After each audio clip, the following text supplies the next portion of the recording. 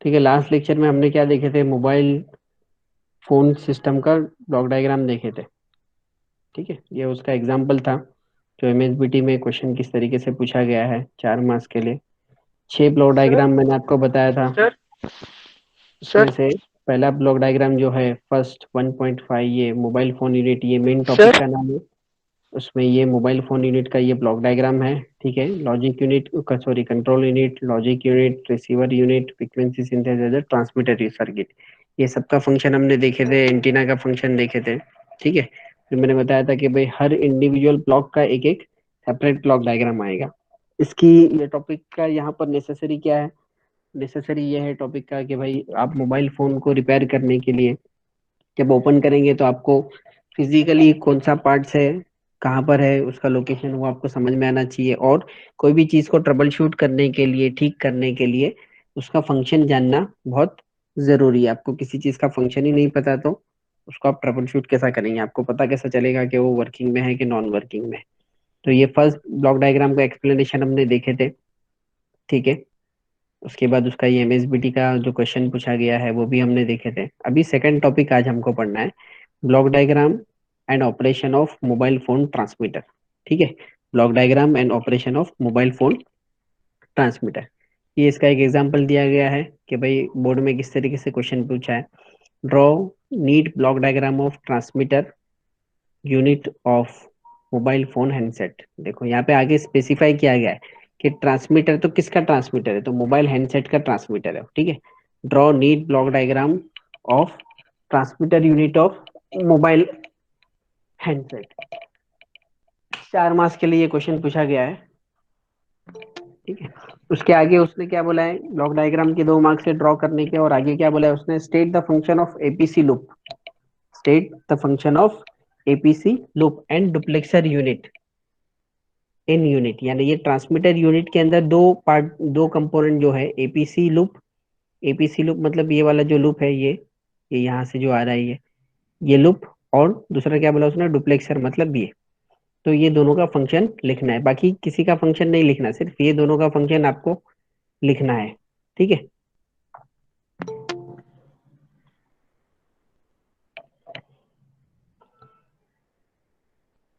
तो ये block diagram को पहले आप अच्छे से देख लो कि उसके अंदर क्या क्या है। ठीक है, यहाँ पर ये जो लिखा हुआ है फ्रॉम फ्रीक्वेंसी सिंथेसाइजर, क्या लिखा हुआ है, ये जो सिग्नल जो आ रहा है यहाँ ऊपर से, ऊपर से यानी आसमान से नहीं आ रहा, कहाँ से आ रहा है, ये फ्रॉम फ्रीक्वेंसी सिंथेसाइजर, इधर था ना। ये ट्रांसमीटर को सिग्नल इनपुट में मिल रहा है, कहाँ से मिल रहा है, फ्रीक्वेंसी सिंथेसाइजर ये। तो ये चीज यहाँ पर है।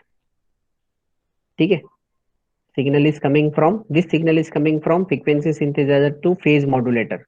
और दूसरा सिग्नल जो फेज मॉड्यूलेटर को यहाँ नीचे से आ रहा है वो कहाँ से आ रहा है, माइक्रोफोन। यानी हम जब कॉल करेंगे तो हम बातचीत करेंगे ना सामने वाले से, तो हमारी वॉइस जो है वो माइक के जरिए से क्या होगी, हमारा साउंड सिग्नल जो है वो ऑडियो सिग्नल में कन्वर्ट होगा। ठीक है, फिर उसको हम एम्पलीफाई करेंगे, तो आगे एम्पलीफायर लगाया गया है। एम्पलीफाई करने के बाद हमको उसको क्या करना है, लॉन्ग डिस्टेंस पे ट्रांसमिट कराना है, लॉन्ग डिस्टेंस पे सेंड करना है।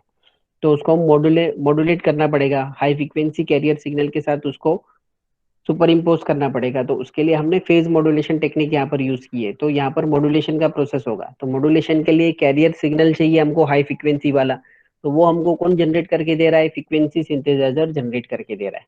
ठीक है, यहाँ पर उसको हम मॉड्यूलेट करेंगे हमारे ऑडियो सिग्नल के साथ, और फिर वो सिग्नल जो है वो आगे जाएगा किसके पास, फ्रीक्वेंसी मिक्सर के पास। यहाँ पे और एक फ्रीक्वेंसी रहेगी उसके साथ, वो क्या होगा, मिक्स होगा ये मॉड्यूलेटेड सिग्नल।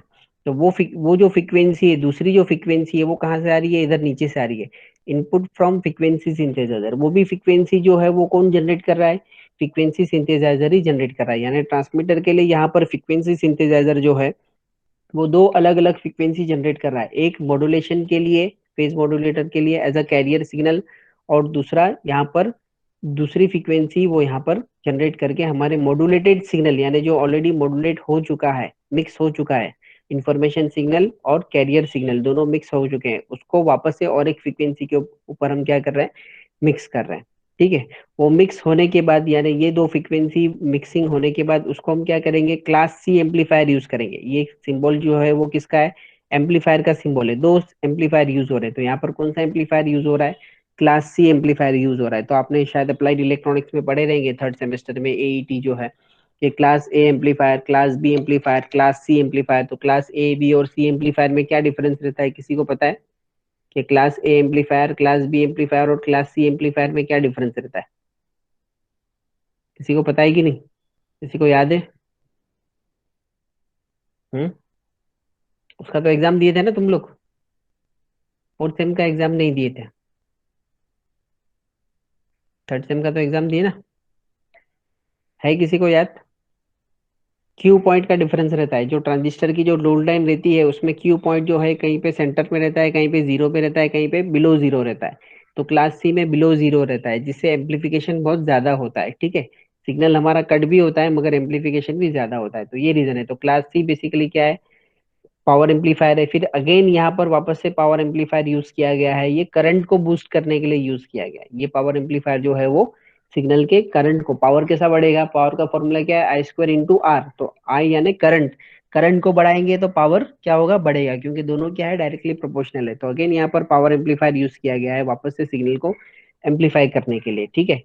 उसके बाद क्या है, डायरेक्शनल कपलर है। उसके बाद क्या है, डायरेक्शनल कपलर। डायरेक्शनल कपलर क्या करता है, ये जो हमारा एम्पलीफाइड सिग्नल जो यहाँ पर आया है, वो एम्पलीफाइड सिग्नल में से एक छोटा सा सिग्नल टैप कर लेगा। छोटा सा सिग्नल एक क्या करेगा, वो टैप कर लेगा और उसको क्या करेगा, पावर आउटपुट डिटेक्टर को देगा। पावर आउटपुट डिटेक्टर उस पर्टिकुलर सिग्नल को, उस पर्टिकुलर एसी सिग्नल को किस में कन्वर्ट करेगा, डीसी में कन्वर्ट करेगा। फिर उस डीसी सिग्नल को हम डीसी एम्पलीफायर के जरिए से एम्पलीफाई करेंगे। और वो डीसी एम्पलीफाइड सिग्नल देखो फीडबैक आपने पढ़ा रहेगा, पॉजिटिव फीडबैक, नेगेटिव फीडबैक। तो उसमें क्या रहता है, पूरा का पूरा जो सिग्नल रहता है वो यहाँ पर चला जाएगा, डायरेक्शनल कपलर के जरिए से वो डुप्लेक्सर के साथ कनेक्ट हो जाएगा। मगर उस सिग्नल का थोड़ा सा फ्रैक्शन जो है, थोड़ा सा पार्ट जो है, वो हम लेकर यहाँ पर उसको डीसी में कन्वर्ट करके एम्पलीफाई करेंगे। वो एम्पलीफाई करके हम दो जगह भेज रहे हैं, एक तो टू लॉजिक यूनिट को भेज रहे हैं। लॉजिक यूनिट में क्या है, मेन हमारा सीपीयू है, उसको हम बता रहे हैं कि भाई जो सिग्नल अभी हम ट्रांसमिट कर रहे हैं उसका पावर कितना है। तो वो सीपीयू क्या करेगा, अपने रिकॉर्ड में रख लेगा कि इतने टाइम पर इतने ये सिग्नल मैंने भेजा था, तो उसका पावर कितना है, ठीक है। क्योंकि ये सिग्नल कहाँ पे जाएगा, मोबाइल से बेस स्टेशन पे जाएगा। बेस स्टेशन पे वो सिग्नल रिसीव होगा तो रास्ते में बहुत कुछ आएगा, मोबाइल से बेस स्टेशन के बीच में रास्ते में पहाड़ आएगा, बिल्डिंग्स आएंगे, टावर्स आएंगे, झाड़ आएगा, और न जाने कितने बड़े बड़े होर्डिंग्स आएंगे, न जाने कितने ऑब्स्टेकल्स आएंगे। तो वो सब ऑब्स्टेकल से टकराते हुए हमारा सिग्नल जो है वो बेस स्टेशन पे जाएगा, ठीक है। तो बेस स्टेशन पे जाएगा तो ऑब्वियसली उसका डिस्टेंस की वजह से और इतनी सारी जगह टकराने की वजह से क्या हो जाएगा, उसका पावर जो है वो कम हो जाएगा। तो बेस स्टेशन उसको रिकॉर्ड करेगा कि भाई ये सिग्नल जो मेरे पास रिसीव हुआ है उसका पावर इतना है। समझ में आ रही है बात? ट्रांसमीटर सिग्नल को प्रोसेस करके ट्रांसमिट कर रहा है, तो वो कितने पावर का ट्रांसमिट कर रहा है उसका रिकॉर्ड वो मोबाइल अपने, मोबाइल का जो सीपीयू है वो अपने पास रख रहा है। वही सिग्नल बेस स्टेशन के पास जब वो सिग्नल रिसीव हो रहा है तो बेस स्टेशन भी वो सिग्नल का पावर कितना था, स्ट्रेंथ कितनी थी वो सिग्नल की, उसका रिकॉर्ड बेस स्टेशन भी अपने पास रख रहा है। फिर जब बेस स्टेशन से सिग्नल मोबाइल की तरफ आएगा तो बेस स्टेशन क्या करेगा, जो प्रीवियस सिग्नल मोबाइल से आया था उसका जो पावर लेवल की जो रीडिंग थी उसके पास, वो रीडिंग भी क्या करेगा, साथ में भेजेगा। किसको भेजेगा, मोबाइल को। ताकि मोबाइल को ये पता चले कि मैंने जो सिग्नल प्रीवियसली भेजा था वो इतने पावर का मैंने जनरेट किया था और ट्रांसमिट किया था, मगर बेस स्टेशन पर पहुंचते पहुंचते उसका कितना पावर कम हुआ। वो डिफरेंस से वो मोबाइल स्टेशन और बेस स्टेशन जो है वो ये एनालाइज करेगा कि पावर डिग्रेड हो रहा है, कि पावर जितना आप ट्रांसमिट कर रहे हो अप्रोक्सीमेट सेम पावर का पहुंच रहा है, कि 50% कट हो रहा है, 20% कट हो रहा है, कि 100% कट हो जा रहा है, जो भी है एक्स वाई जेड। समझ में आ रही है बात? तो ये जो मैंने प्रोसेस जो बताया इसको थोड़ा ध्यान में रखो, ये बार बार यूज होगा और आगे भी काम आएगा ये प्रोसेस, ठीक है। तो ये पावर आउटपुट डिटेक्टर, ये जो एपीसी लूप का जो काम है वो ये काम है, ठीक है। अगर मान लो वहां पर बेस स्टेशन पे आपका सिग्नल पहुंचा, वो क्या हो गया, बहुत रेड्यूस हो गया। बेस स्टेशन ने आपको नेक्स्ट सिग्नल में बताया कि आपने जो सिग्नल ट्रांसमिट किया था वो उसका पावर इतना हो गया। मोबाइल ने दोनों को, लॉजिक यूनिट ने क्या किया, दोनों की वैल्यू को कंपेयर करके देखा कि मैंने ट्रांसमिट किया था उसका पावर कितना था और बेस स्टेशन ने मुझे बताया कि मेरे सिग्नल का कितना पावर पहुंचा। तो लॉजिक यूनिट क्या करेगा, ट्रांसमीटर को बताएगा, ये ऑटोमेटिक पावर कंट्रोल सर्किट को इन्फॉर्म करेगा कि तुझे पावर बढ़ाने की जरूरत है कि पावर कम करने की जरूरत है। फॉर एग्जाम्पल आप कभी ऐसा होता है कि हम जो बेस स्टेशन के साथ कनेक्टेड रहते हैं उससे हम बहुत नजदीक रहते हैं। जब नजदीक रहेंगे तो ट्रैवलिंग डिस्टेंस कम रहेगा, ट्रैवलिंग डिस्टेंस कम रहेगा तो पावर लॉस कम होगा। ठीक है, सिग्नल जो टकराएगा वो बहुत कम ऑब्जेक्ट से टकरा कर जाएगा, या हो सकता है कि कोई ऑब्जेक्ट हो ही ना, डायरेक्टली हमारा सिग्नल जो है वो बेस स्टेशन पे चला जाए। तो जितना तो डिफ्रैक्शन नहीं होगा उतना लॉसेस कम रहेंगे, जितना डिस्टेंस कम रहेगा पावर का जो स्ट्रेंथ है उतना कम डिक्रीज होगा। यानी मैक्सिमम पावर जो है वो मोबाइल से बेस स्टेशन पे पहुंच जाएगा। तो बेस स्टेशन उसकी रीडिंग मोबाइल को बताएगा, तो मोबाइल ये एनालाइज करेगा कि भाई हम जो पावर सेंड कर रहे हैं तो अप्रोक्सीमेट सेम पावर का सिग्नल जो है वो बेस स्टेशन पे पहुंच जा रहा है, तो हमको थोड़ा सा पावर क्या करना चाहिए, कम करना चाहिए। थोड़ा सा पावर हम कम करेंगे तो हमारा जो एनर्जी का जो सोर्स है, मोबाइल में एनर्जी का जो सोर्स है वो क्या है, बैटरी है। ठीक है, तो हमारी बैटरी की लाइफ क्या होगी, बढ़ जाएगी। हम कम पावर यूज करेंगे, सिग्नल ज्यादा सिग्नल जनरेट करने के लिए ज्यादा पावर लगेगा। जैसा आहिस्ता बोलने के लिए कम एनर्जी लगेगी, जोर से बोलेंगे तो ज्यादा एनर्जी लगेगी। है ना, आदमी की गले के पास नसें फूल जाती है, एकदम चिल्ला के आदमी बोलता है। नॉर्मली बोलता है तो नसें फूलती है, नहीं फूलती। तो सिमिलरली मोबाइल और बेस स्टेशन के बीच में डिस्टेंस ज्यादा है, ज्यादा सिग्नल को स्ट्रांग बनाना है तो ज्यादा पावर लगेगा, ज्यादा बैटरी का यूज होगा। अगर डिस्टेंस कम है, पावर कम करना है, पावर रिक्वायरमेंट कम है, तो बैटरी का यूज भी क्या होगा, कम होगा, जिसकी वजह से बैटरी की जो लाइफ है वो क्या रहेगी, लंबी होगी, यानी बैटरी लॉन्ग टाइम तक चलेगी। तो ये सब मैकेनिज्म जो है इसको कहते हैं एपीसी लूप, ये एपीसी लूप का फंक्शन है। ठीक है, डायरेक्शनल कपलर से सिग्नल को हम क्या करेंगे, डुप्लेक्सर सर्किट के साथ कपल कर देंगे, यानी मैक्सिमम सिग्नल जो एम्पलीफायर के आउटपुट में से है वो मैक्सिमम सिग्नल यहाँ पर कनेक्ट हो जाए, इधर उधर कहीं पे भी लॉस ना हो, और उसमें से थोड़ा सा सिग्नल टैप करके, टी टैप करके हम किसको देंगे, पावर आउटपुट डिटेक्टर को देंगे। वो इस एनालॉग सिग्नल को डीसी में कन्वर्ट करेगा रेक्टिफायर सर्किट के जरिए से। फिर उस डीसी को हम एम्पलीफाई करेंगे और वो डीसी सिग्नल जाएगा लॉजिक यूनिट के पास। लॉजिक यूनिट में जो मेन सेंट्रल प्रोसेसिंग यूनिट जो है सीपीयू, वो अपने रिकॉर्ड में रख लेगा कि ये सिग्नल जो है वो इतने पावर का जनरेट मैंने किया था और बेस स्टेशन को भेजा था। वही लूप जो ये जो टाइप वाला सिग्नल जो है वो कहाँ पर जाएगा, यहाँ पर जाएगा, ऑटोमेटिक पावर कंट्रोल सर्किट के पास जाएगा। जैसे ही लॉजिक यूनिट से उसको इंस्ट्रक्शन मिलेगा ये एपीसी को, क्या पावर बढ़ाना है या कम करना है, तो ये एम्पलीफायर को क्या करेगा, वो हिसाब से एडजस्ट करेगा। अब ये क्लास सी पावर एम्पलीफायर जो है उसके कौन से पैरामीटर को ईपीसी सर्किट जो है वो एडजस्ट करेगा तो पावर कम ज्यादा होगा, गेन को। किसको करेगा, हर एम्पलीफायर को हम किस कौन से पैरामीटर पे जज करते हैं, गेन पे जज करते हैं। गेन का फॉर्मूला क्या रहता है, output upon input. Output voltage कितना मिल रहा है, इनपुट वोल्टेज हमने कितना दिए थे, वो हो गया गेन। और गेन इन डीबी चाहिए, डेसिबल में चाहिए, तो log to the base 10 output upon input, ये उसका बेसिक फॉर्मूला है। ठीक है, गेन को डीबी में कैलकुलेट करने के लिए, तो गेन को हम क्या करेंगे, एडजस्ट करेंगे। क्लास सी एम्पलीफायर के गेन को हम क्या करेंगे, एडजस्ट करेंगे। और वो एडजस्टमेंट कौन करेगा, ये सर्किट करेगा, APC circuit, automatic power control circuit. और ये ऑटोमेटिक पावर कंट्रोल सर्किट किसके हिसाब से चलेगा, लॉजिक यूनिट में जो सीपीयू है वो इसको इंस्ट्रक्शन देगा, वो इसको इंस्ट्रक्शन देगा। लॉजिक यूनिट को कैसा पता चलेगा कि पावर कम करना है या ज्यादा करना है, तो जो सिग्नल उसने ट्रांसमिट किया है उसकी रीडिंग तो उसके पास यहाँ से स्टोर है, बेस स्टेशन उसको बताएगा। बेस स्टेशन क्या करेगा, उसको बताएगा कि ट्रांसमिटेड पावर आपने जो सेंड किया था उसका स्ट्रेंथ जो है वो अभी इतना है, तो वो हिसाब से बेस स्टेशन लॉजिक यूनिट को इंस्ट्रक्शन देगा कि आपको अपने मोबाइल का पावर कम करना है या ज्यादा करना है। तो वो इंस्ट्रक्शन को लॉजिक यूनिट इंटरप्रेट करेगा, इंटरप्रेट करके वो एक्शन लेगा और एपीसी को बताएगा कि गेन को कम करना है या ज्यादा करना है, उसके हिसाब से यहाँ पर वो एडजस्टमेंट होगा। वो एडजस्टमेंट होकर फिर सिग्नल क्या होगा, ट्रांसमिट होगा। समझ में आई बात।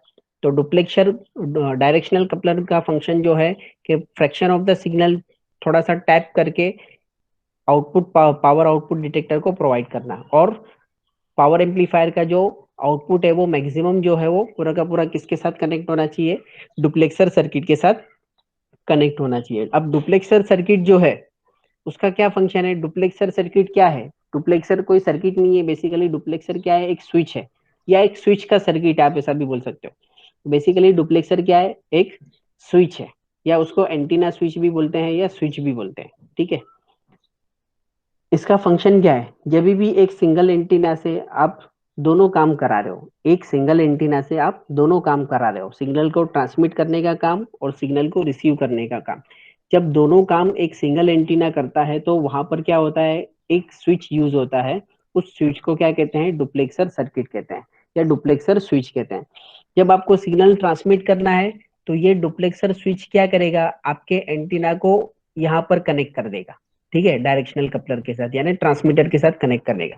जब आपको सिग्नल रिसीव करना है तो ये डुप्लेक्सर स्विच क्या करेगा, आपके एंटीना को इधर ये जो है ना टू रिसीवर इनपुट, यानी टू यानी ये जा रहा है, टू रिसीवर की तरफ जा रहा है, ठीक है।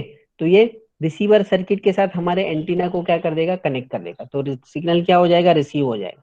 जब ट्रांसमिट करना है तो हमारे एंटीना को वो क्या करेगा, ट्रांसमीटर सर्किट के साथ कनेक्ट कर देगा। तो ये ट्रांसमीटर और रिसीवर के बीच में स्विचिंग करने का जो काम है वो कौन करता है, डुप्लेक्सर सर्किट, और यू कैन से डुप्लेक्सर स्विच जो है वो करता है।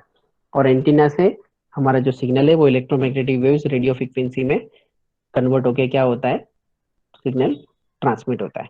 समझ में आई बात, ठीक है। फेज मॉड्यूलेटर के बारे में मैंने वर्ड टू वर्ड में बता रहा हूँ, वही चीज थोड़ा फास्ट ध्यान से रखो। फेज मॉड्यूलेटर का मैंने क्या बताया था, पहले भी हमने देखे थे कि भाई it is a low power FM unit operating at the frequency range of 824 से 849 मेगाहर्ट्ज। ये 824 से 849 क्या है, रिवर्स लिंक है, और you can say down uplink, reverse link बोलो या आप क्या उसको बोल सकते हैं, अपलिंक। अपलिंक मतलब mobile to base station, mobile to base station के लिए जो फ्रीक्वेंसी अलोकेट की गई है वो 824 टू 849 मेगाहर्ट्ज है, ठीक है। ये आपका सेकेंड जनरेशन की जो स्टार्टिंग की जो फ्रीक्वेंसी है वो है, यहाँ पर एग्जांपल के तौर पे लिए ये लो पावर एफएम यूनिट है, मतलब ये पूरा ट्रांसमीटर जो है वो बहुत ही लो पावर पे ऑपरेट हो रहा है। Modulator output it, modulator output यानी ये फेज मॉड्यूलेटर का जो आउटपुट है, the carrier is obtain from frequency synthesiser, ठीक है, फ्रीक्वेंसी सिंथेसाइजर से कैरियर को हम ऑप्टेन करेंगे, is applied to phase modulator, phase modulator को यहाँ पर वो अप्लाई किया गया है, along with the amplified voice signal, amplified voice signal और फ्रीक्वेंसी सिंथेसाइजर से जो कैरियर आया वो उसके आउटपुट में क्या मिलेगा, मॉड्यूलेटेड आउटपुट, उसको हम कन्वर्ट करेंगे, कन्वर्टेड यूजिंग अ मिक्सर, ये मिक्सर को यूज करके हम हमारे मॉड्यूलेटेड आउटपुट को क्या करेंगे, कन्वर्ट करेंगे किसमें, to final transmitter frequency, to final transmitter frequency, मतलब ये फ्रीक्वेंसी में हम उसको क्या करेंगे, कन्वर्ट करेंगे। समझ में आ रही है बात, यहाँ पे फेज मॉड्यूलेटर का जो आउटपुट है वो किलो हर्ट्ज में रहेगा। समझ में आ रही है बात, क्योंकि हमारा ऑडियो सिग्नल की रेंज कितनी है, 20 हर्ट्ज से 20 किलो हर्ट्ज की तो रेंज है, उसको हम मॉड्यूलेट, उसको हम क्या करेंगे, मॉड्यूलेट करेंगे कैरियर फ्रीक्वेंसी के साथ, तो हार्डली वो 1 मेगाहर्ट्ज के आसपास या उससे कम 10 किलोहर्ट्ज या 15 किलोहर्ट्ज के आसपास उसका बैंडविड्थ रहेगा। तो वो लॉन्ग डिस्टेंस तक ट्रैवल नहीं कर पाएगा। तो लॉन्ग डिस्टेंस तक ट्रैवल करने के लिए जो गवर्नमेंट ने जो मोबाइल कम्युनिकेशन के लिए रेडियो बैंड अलोकेट किया है वही फ्रीक्वेंसी होनी चाहिए, तो वो फ्रीक्वेंसी में हम हमारे सिग्नल को क्या कर रहे हैं, मिक्स कर रहे हैं, ठीक है। तो यहाँ पे जो लिखा है ना, modulator output is converted using a mixer to final frequency, sorry to final transmitter frequency, तो ट्रांसमीटर फ्रीक्वेंसी कौन सी है ये, तो उसमें ये कन्वर्ट करेगा, वो उसके लिए जो फ्रीक्वेंसी चाहिए मेगाहर्ट्ज में वो भी कौन जनरेट करके देगा, फ्रीक्वेंसी सिंथेसाइजर ही जनरेट करके देगा। Mixer output is applied to class C amplifier, class C amplifier को मिक्सर का आउटपुट, फिर the final amplifier stage is design to supply 3 watt to antenna, यानी पावर एम्पलीफायर जो यहाँ पर जो डिजाइन किया गया है फाइनल एम्पलीफायर, वो क्या कितना प्रोवाइड करेगा, एंटीना को पावर 3 watt तक अप्रोक्सीमेट प्रोवाइड करेगा, ठीक है। The directional coupler is use to tap the transmitter output and send to APC, automatic power control circuit, as a DC signal, ठीक है, या इसको क्या कहते हैं, as a feedback signal, as a feedback signal, ठीक है। तो डायरेक्शनल कपलर का फंक्शन क्या है, ट्रांसमीटर आउटपुट पावर का जो सिग्नल है उसमें से थोड़ा सा टैप करके एपीसी सर्किट के जरिए से उसको फीडबैक देना, ठीक है। Function of duplexer switch is to isolate transmitting signal from receiving signal, ठीक है। डुप्लेक्सर स्विच का क्या फंक्शन है कि जब सिग्नल को ट्रांसमिट करना है तो हमारा एंटीना ट्रांसमीटर के साथ ही कनेक्ट रहना चाहिए, रिसीवर के साथ कनेक्ट नहीं होना चाहिए, रिसीवर से वो क्या रहना चाहिए, आइसोलेट होना चाहिए, क्या होना चाहिए, आइसोलेट। उसी तरीके से आइसोलेट मतलब सेपरेट, दोनों का कोई कनेक्शन मेल मिलाप नहीं होना चाहिए। उसी तरीके से जब हम सिग्नल को रिसीव कर रहे हैं तो हमारा एंटीना जो है वो रिसीवर के सर्किट के साथ कनेक्ट होना चाहिए, ट्रांसमीटर सर्किट के साथ कनेक्ट नहीं होना चाहिए, ट्रांसमीटर सर्किट से वो क्या रहना चाहिए, आइसोलेट रहना चाहिए, अलग रहना चाहिए, ठीक है। तो ये उसका फंक्शन है कि ट्रांसमीटर, ट्रांसमिटेड सिग्नल रिसीवर के साथ मिक्स ना हो जाए, रिसीव्ड सिग्नल ट्रांसमीटर के साथ मिक्स ना हो जाए, ठीक है। एपीसी का फंक्शन मैंने बताया, वापस से यहाँ पे देख लो, the automatic power control circuit controls the output power of a transmitter automatically. अब यहाँ पर ऑटोमेटिकली मैं पूरा समझा दिया, मगर ऑटोमेटिकली कैसे होता है मैंने आपको बताया कि वो लॉजिक यूनिट अपने पास रीडिंग सेव करता है, बेस स्टेशन भी जाता है, बेस स्टेशन भी रीडिंग रिकॉर्ड करता है, फिर उसको फीडबैक के तौर पे मोबाइल को बताता है और साथ में इंस्ट्रक्शन भी देता है कि तुमको पावर कम करना है या ज्यादा करना है। with the help of power output detector and DC amplifier. Power output detector and DC amplifier is forwarded to logic unit to control overall operation. ठीक है, पावर आउटपुट डिटेक्टर और डीसी एम्पलीफायर का सिग्नल है जो है वो logic unit की तरफ कंट्रोल भेजा जाता है ताकि ओवरऑल ऑपरेशन को लॉजिक यूनिट क्या करे, मॉनिटर करे. Transmitter output is fed to duplexer. Carrier input from the phase modulator and local oscillator frequency signal of mixer are produce by frequency synthesiser. बहुत इंपॉर्टेंट पॉइंट है ये. ठीक है, transmitter output is fed to duplexer. ठीक है, ये transmitter का जो आउटपुट जो है ये इधर से वो डुप्लेक्सर के पास भेजा जा रहा है. ठीक है, carrier input for the phase modulator. Phase modulation process करने के लिए हमको जो कैरियर सिग्नल चाहिए वो कौन दे रहा है, फ्रीक्वेंसी सिंथेसाइजर चाहिए.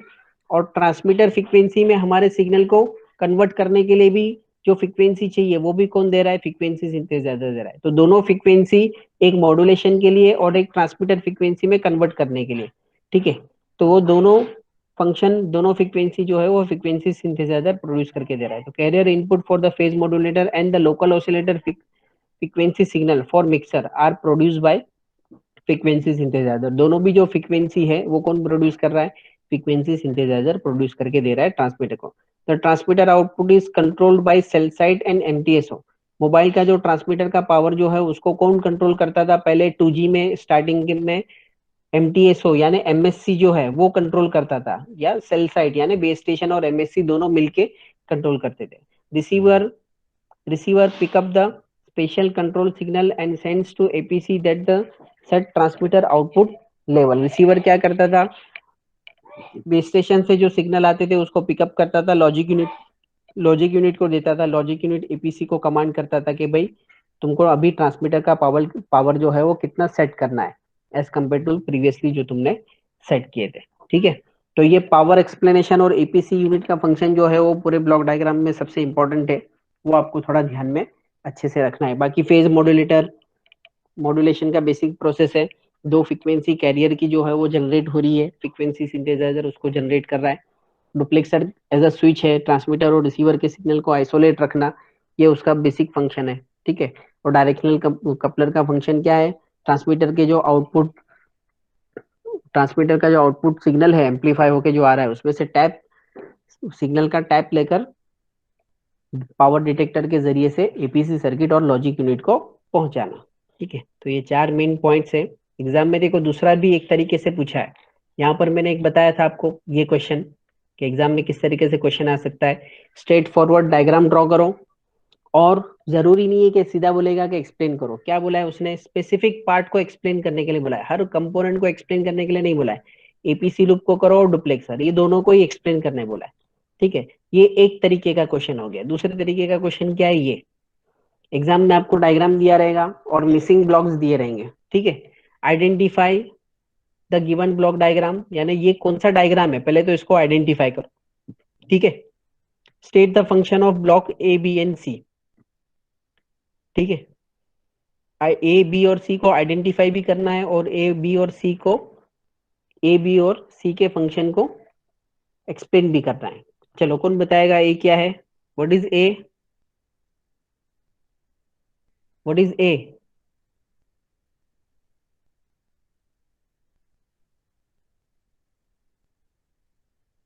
ए क्या है, ए यहाँ ऊपर देखे ना, ए क्या है, डायरेक्शनल कपलर. ये वाला ब्लॉक एम्पलीफायर के बाद डायरेक्शनल कपलर. ए क्या है, डायरेक्शनल कपलर. बी क्या है, डुप्लेक्स सर्किट.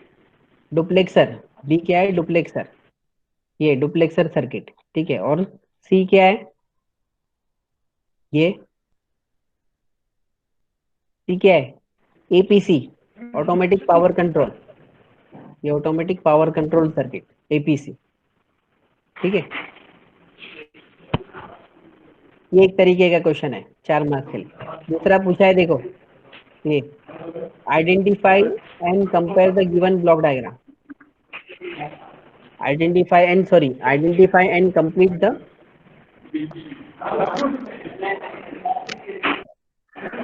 सर वो ब्लॉक को एक्सप्लेन भी करना रहेगा ना, हाँ ब्लॉक को एक्सप्लेन भी करना है. एबीसी वाले.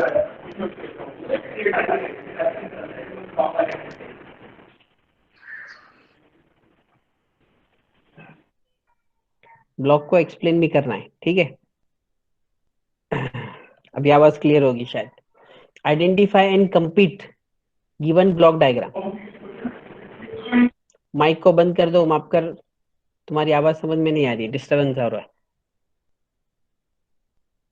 ठीक है। Identify and complete given, complete complete है वो, एमएसबीटी के क्वेश्चन में थोड़ा ये है। Identify and complete the given block diagram, state the function of APC. ये भी विंटर में पूछा है 4 मार्क्स के लिए। आइडेंटिफाई करना है तो क्या है, ट्रांसमीटर का, मोबाइल फोन यूनिट के ट्रांसमीटर का ब्लॉक डायग्राम है, तो यहाँ पे लिखना है ऐसा, this is the block diagram of cellular mobile phone transmitter, या मोबाइल फोन ट्रांसमीटर लिखेंगे तो भी चलेगा, सेल्यूलर मोबाइल फोन ट्रांसमीटर लिखेंगे तो भी चलेगा। वही 3 ब्लॉक यहाँ मिसिंग है। ये क्या है, डायरेक्शनल कपलर, ये डुप्लेक्सर यूनिट, और ये क्या है, ये power output detector. Power output detector समझ में आ रहा है। दोनों क्वेश्चन में वैरायटी देखो, कोई भी ब्लॉक्स मिस करके वो पूछ सकता है कि भाई इसको आइडेंटिफाई करो और उसको एक्सप्लेन करो। समझ में आया। तो इस तरीके से ये क्वेश्चन एग्जाम में आ सकता है, या तो डायरेक्टली ड्रॉ एक्सप्लेन के लिए, या तो इस तरीके से मिसिंग ब्लॉक्स के साथ आ सकता है। आंसर में ये जो ऑटोमेटिक पावर कंट्रोल वगैरह का जो फंक्शन है वो अच्छे से लिखना है आपको, ये फ्रीक्वेंसी रेंज अच्छे से आनी चाहिए बराबर। ये वाला जो पॉइंट है वो इंपॉर्टेंट है कि फ्रीक्वेंसी सिंथेसाइजर दोनों फ्रीक्वेंसी आपको जनरेट करके दे रहा है, ठीक है। यहाँ पर कैरियर फ्रीक्वेंसी जो है वो एक फेज मॉड्यूलेटर के लिए है, और दूसरी कैरियर फ्रीक्वेंसी जो है वो किसके लिए है, फाइनल ट्रांसमीटर फ्रीक्वेंसी के लिए है।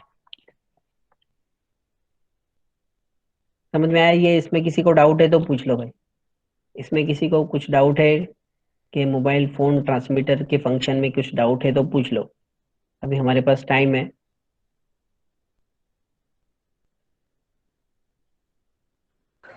सर वो रेंज बताए, वो कौन सी रेंज है? 280 वो वाली थी ना पहले स्टार्टिंग में मोबाइल फोन से कौन सा सिग्नल। बोल, 824 से 849 मेगाहर्ट्ज, हाँ हाँ, कौन सी रेंज है वो? वो रेडियो फ्रीक्वेंसी की रेंज है जो मोबाइल कम्युनिकेशन के लिए यूज होता है। मोबाइल कम्युनिकेशन के लिए जो फ्रीक्वेंसी यूज होती है वो 800 मेगाहर्ट्ज से लेकर 500 गीगाहर्ट्ज के बीच में जो फ्रीक्वेंसी है वो सब मोबाइल कम्युनिकेशन के लिए यूज होती है। तो जो सेकेंड जनरेशन जो था 2G, अभी 4G हम यूज कर रहे हैं ना yes Salman. Sir, yes sir. Salman, हाँ सर, सुन रहा हूँ, माइक हाँ म्यूट कर दिया था। हाँ, तो अभी हम 4G यूज कर रहे हैं, तो 2G की फ्रीक्वेंसी रेंज है वो। 2G में अब मोबाइल कम्युनिकेशन में 2 बैंड रहते हैं, एक बैंड को क्या कहते हैं, अपलिंक, और एक को कहते हैं डाउनलिंक। अपलिंक मतलब मोबाइल टू बेस स्टेशन, और डाउनलिंक मतलब बेस स्टेशन टू मोबाइल। तो हम अभी मोबाइल का ब्लॉक डायग्राम पढ़ रहे थे ना, तो मोबाइल में सिग्नल कहाँ से जाता है, कहाँ से कहाँ जाता है, मोबाइल टू बेस स्टेशन जाता है, यानी अपलिंक में जाता है। तो ये अपलिंक की फ्रीक्वेंसी रेंज है, 2G की अपलिंक की फ्रीक्वेंसी रेंज है 824 से 849 मेगाहर्ट्ज। 25 मेगाहर्ट्ज का ये बैंड है अपलिंक का। उसी तरीके से डाउनलिंक का भी 25 मेगाहर्ट्ज का बैंड रहता है। ये सब हम पढ़ चुके हैं, अभी तेरा पहला लेक्चर है, इसके लिए थोड़ा डिफिकल्टी हो रही है, ठीक है। हाँ हाँ, ठीक है ठीक है ठीक है। और किसी को कोई इशू इसमें, इसी तरीके से डायग्राम रहेगा, हर डायग्राम के अंदर एक पावर का ही सर मेन वो पॉइंट इमेज है। कितना मार्क्स का ले आते हैं सर? हाँ, वो डायग्राम कितना मार्क्स के लिए आते हैं सर बोर्ड में? 4 मास के लिए। दोनों सर, दोनों? दोनों कौन सा, अभी एक ही टॉपिक पढ़ाया मैंने आज। नहीं सर, डायग्राम दिखाए थे ना सर, एक और उसको 3 डायग्राम दिख गया सर, एक ही हाँ, टॉपिक में 3 डायग्राम थे ना। वो एक ही टॉपिक का डायग्राम है, तू चुपचाप बैठता नहीं है बराबर। अच्छा मत ये मानना। मोबाइल फोन ट्रांसमीटर जो है, मोबाइल फोन ट्रांसमीटर, ये टॉपिक पढ़ रहे थे ना, block diagram and operation of mobile phone transmitter. तो ये हाँ उसका सर, डायग्राम है, ये हाँ उसका सर। एक्सप्लेनेशन है, ठीक है। तो उसका क्वेश्चन कैसा आ सकता है, तो एक ऐसा क्वेश्चन आ सकता है, एक वैरायटी ये है कि भाई ड्रॉ करो और एपीसी और डुप्लेक्सर, यानी ये डुप्लेक्सर और ये एपीसी, ये दोनों का फंक्शन लिखो। दूसरी वैरायटी मैंने बताया, टॉपिक वही है कि दूसरी वैरायटी क्या है कि एग्जाम में ऐसा डायरेक्ट डायग्राम डायरेक्टली दिया रहता है और हाँ ऐसा सर, वही ब्लॉक पूछ रहा हूँ। लिखा रहेगा, समझे। तो उससे उसका नाम वही लिखने का और उसको एक्सप्लेन करने का कि ये ए क्या है, बी क्या है, सी क्या है, और ए का क्या फंक्शन है, बी का क्या फंक्शन है, और सी का क्या फंक्शन है, कौन सा ब्लॉक है, उधर कौन सा सर्किट है, उस सर्किट का नाम लिखने का, वो ब्लॉक का नाम लिखने का, और उसको एक्सप्लेन करना है। ओके, सो समझे? ये पूछ रहा था मैं। तो ये दूसरी वैरायटी है, ये तीसरी वैरायटी है। ऐसे भी आ सकता है, ऐसा भी आ सकता है। ठीक है। हाँ सर।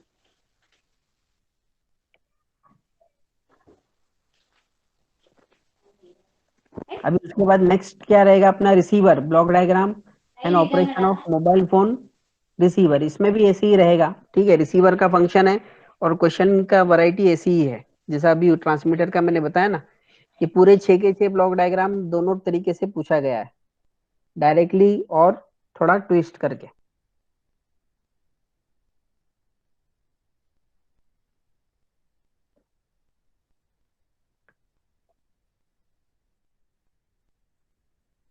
ठीक है, अगर किसी को कुछ नहीं है डाउट तो अब ये लेक्चर हम यहाँ पर ये करेंगे, खत्म करेंगे। ठीक है, नेक्स्ट लेक्चर में इंशाल्लाह हम रिसीवर को स्टार्ट करेंगे। आप लेफ्ट हो सकते हो। अस्सलाम वालेकुम सर। वालेकुम अस्सलाम। बोलो फन। हाँ सर। खैरियत? अल्हम्दुलिल्लाह सर। समझ में आ रहा है ना? हाँ सर, आ रहा, समझ में आ रहा। ठीक है, जो भी रहा पूछ लेना। ठीक है। हाँ सर। ठीक है, चलो। अल्लाह हाफिज। अस्सलाम वालेकुम सर। वालेकुम अस्सलाम। अल्लाह हाफिज सर। अल्लाह हाफिज। कुछ काम है उमेर? नहीं सर। हाँ।